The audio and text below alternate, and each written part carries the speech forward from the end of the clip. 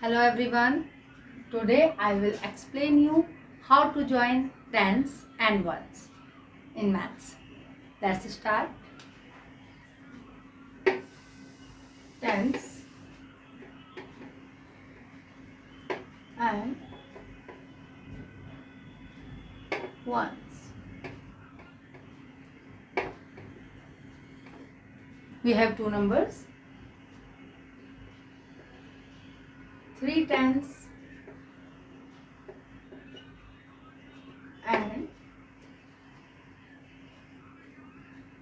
4 ones.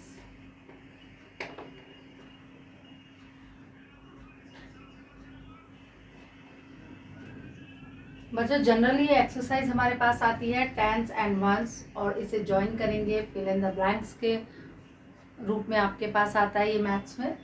तो आप इसे कैसे ज्वाइन करेंगे, बहुत इजी ट्रिक है। सबसे पहले हम इजी ट्रिक को फॉलो करेंगे। यहाँ पे है लिखा नंबर 3। जो टेंस का नंबर है वो पहले आएगा 3 और जो वंस का नंबर है वो उसके बाद हम यूज़ करेंगे। ओके, तो हमने यहाँ पे लिखा 3 एंड 4 और ये हमारी एक्सरसाइज स्टार्ट हो गई है। और एज इट इज़ आपको अपनी पूरी ही exercise as fill in the blanks ही हो सकती है, तो आप इसे कंप्लीट करेंगे। अब हम एक्सप्लेन करेंगे कि what is the meaning of tens and ones, क्या इसका मीनिंग है, मैथ्स में हम इसे कैसे करते हैं। ठीक है, तो अगर हम इसे आपको एक्सप्लेन करेंगे तो आपको समझने में और इजी लगेगा, क्योंकि जब हम समझते हैं तो हम करते हैं, राइट।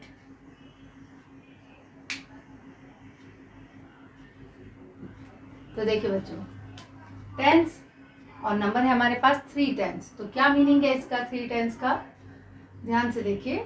3 टेंस का मीनिंग है कि इस डिजिट में 3 टेंस ऐड किए गए हैं। Tens meaning 10 10 plus 10 plus 10 and 10 plus 10 plus 10 equal to कितना हो गया बच्चों,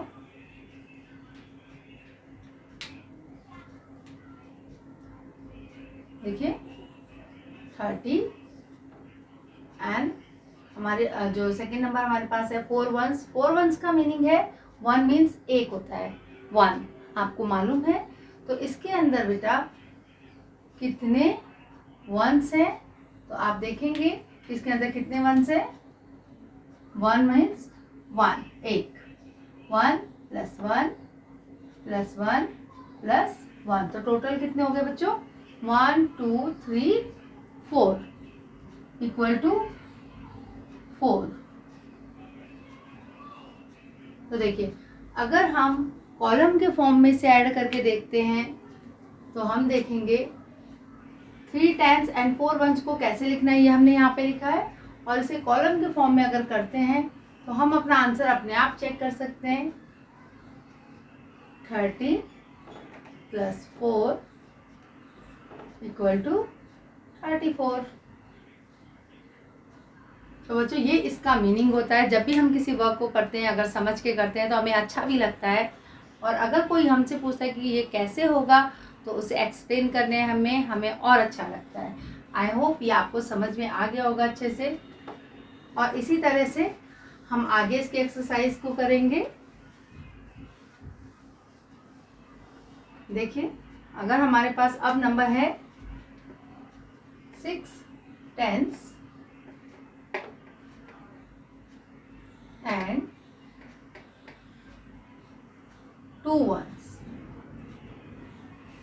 अब आपको इजीली इसे समझ में आने में देर नहीं लगी होगी बच्चों, जब अगर आपने ध्यान से वीडियो देखा होगा।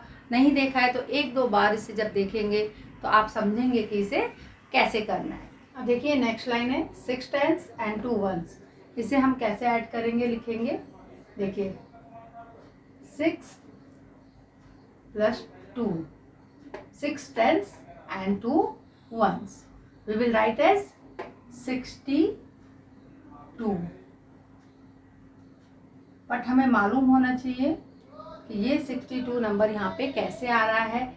क्या इसको यहाँ पे 6 टेंस जब लिखा गया तो कैसे लिखा गया, इसका रीज़न क्या है, ये हमारे माइंड में ऑलवेज होना चाहिए। जब भी अगर हमें एक्सप्लेन करने का मौका मिलता है या क्लास में मैम हमसे बोलती हैं या फिर हमें अपने आप भी अपने नॉलेज के लिए ये सब बहुत बेसिक चीज़ें हैं, मालूम होनी चाहिए कि 6 टेंस का मीनिंग है कि इसके अंदर टेंस है उन्हें ऐड करके लिखा गया है, उनका सम है 60 और 60 को हम लिख सकते हैं एज 6 टेंस। देखिए जैसे 10 + 10 + 10 + 10 + 10 1 2 3 4 5 + 10। और हम इसे बहुत अच्छे से ऐड भी कर सकते हैं। वंस नंबर में क्या है बच्चों, इसमें सब में 0 है, वंस के प्लेस में क्या है 0 और टेंस के प्लेस में 1। तो अगर हम सारे वंस को ऐड करेंगे तो 0 को हम कितने भी टाइम ऐड करें उसका आंसर ऑलवेज 0 आता है। तो हमने यहाँ पे लिखा 0 एंड हम यहाँ से फिर टेंस के सारे नंबर्स ऐड करेंगे 1 2 3 4 5 एंड 6। तो ये हमारे पास डिजिट है 6। और ऐसे ही यहाँ पे देखिए 2 वंस, तो 2 वंस का मीनिंग है कि इसमें कितने टाइम्स 1 को ऐड किया गया है, 1 + 1 2 टाइम्स एंड 1 + 1 2। और जब हम इसे ऐसे ऐड करते हैं तो हमारा नंबर है, आपको मालूम है कि जब भी हम किसी भी ऐड करें या सब्ट्रैक्ट करेंगे किसी नंबर के साथ 0 को, तो जो नंबर है वो अपने आप वही नंबर आंसर में आता है। ठीक है, तो हमने 2 में 0 ऐड किया 2 एंड 6 का 6, तो आंसर है 62। तो देखिए लॉन्ग प्रोसेस में हमें ये भी पता होना चाहिए कि यहाँ पे 62 कैसे आया। जनरली हम करते हैं कि 6 tens + 2 ones and equal to 62। यहाँ से हमने 6 लिखा, 2 लिखा और 62, ये राइट वे है, बट आपको मालूम होना चाहिए कि इसका मीनिंग एक्चुअली क्या है। ठीक है, तो ये एक आपके लिए कॉमन सा एक टेस्ट है जो आप अपने आप करेंगे इसे, और आप उसे हमारे कमेंट सेक्शन में लिख के भेज सकते हैं कि आपने इसे कैसे किया, what is the meaning of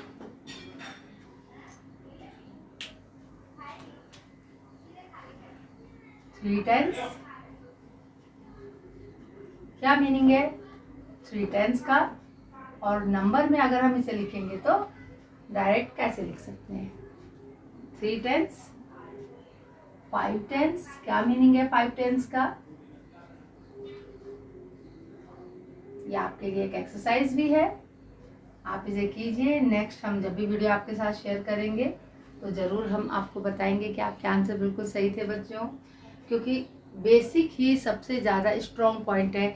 अगर हम ब्लॉक्स भी खेलते हैं, आप सब बच्चों ने ब्लॉक्स खेले होंगे, चाहे वो बड़े हैं अभी एज में जो भी इस वीडियो को देख रहे हैं, या छोटे हैं, ब्लॉक आपने खेले होंगे जब भी आपने उनको जब भी ज्वाइन किया होगा। तो अगर बेसिक में कोई ब्लॉक हम अच्छे से नहीं लगा पाते तो उसके ऊपर कितनी भी ऊपर हम उस ब्लॉक को बड़ा करके कोई शेप देने की कोशिश करें, लेकिन उसका बैलेंस हमेशा कैसे होता है कि सही नहीं होता और थोड़े टाइम के बाद वो खराब हो सकता है। तो ऐसे ही हमारी जो बेसिक मैथ्स है बहुत इम्पॉर्टेंट है और हर एक का अपना एक मीनिंग है, वो आपको इसी एज से आ जाना चाहिए। जब आप ये टेंस और वंस के बारे में फर्स्ट टाइम पढ़ते हैं तो आपको मालूम होना चाहिए कि टेंस है तो क्या इसका मीनिंग है, वंस है तो क्या इसका मीनिंग है, वंस में अगर एस है तो क्यों है, अगर एस है जैसे मैंने एक्सप्लेन किया, अगर आपने वंस में एस लगाया तो ये मोर देन 1 होगा, जैसे हम सिंगुलर और प्लूरल ग्रामर में यूज़ करते हैं। अगर ये सिर्फ 1 है तो यहाँ पे एस नहीं लगेगा, ये 1 होगा। 3 टेंस एंड 1 1, और अगर ये 4 है मोर देन 1, जो भी नंबर आएगा उसमें एस को हम यूज़ करेंगे। तो ऐसे ही मैथ्स में प्रैक्टिस करते रहिए, बेसिक अपना स्ट्रॉन्ग करेंगे तो ऑब्वियसली जो इसके ऊपर बिल्डिंग होगी वो बहुत ही अच्छी होगी। ओके बच्चों, बाय बाय।